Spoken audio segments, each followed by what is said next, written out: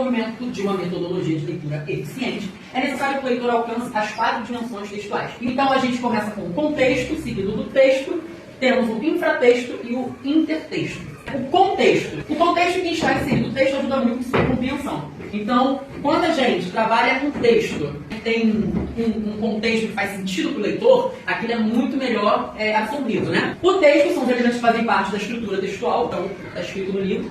O infratexto são as informações implícitas no texto. Então, é o que eu estou lendo naquele texto, mas não está claro ali, mas que eu entendi a partir da leitura que eu fiz. Seja só do texto, ou seja do texto que está ilustrado. Então, o infratexto dessa leitura inicial que nós fizemos, que foi a leitura proposta, o infratexto ali é a ambientação do personagem. Não está dizendo aonde ele está, não está dizendo aonde ele mora, mas quando a gente entende o contexto daquela leitura, a gente chega no infratexto.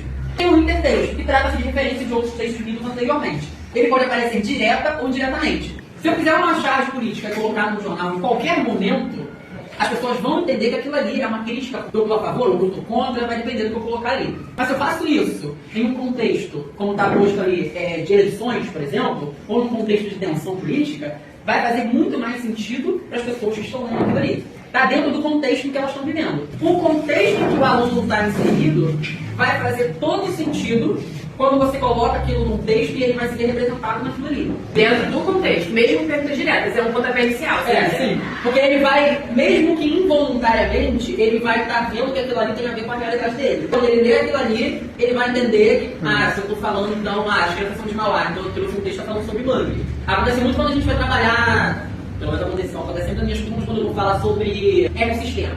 E aí eu vou e falo do ecossistema do mangue. E aí eu não falei para eles em momento nenhum que aquele mangue é o mesmo mangue que tem em Mauá.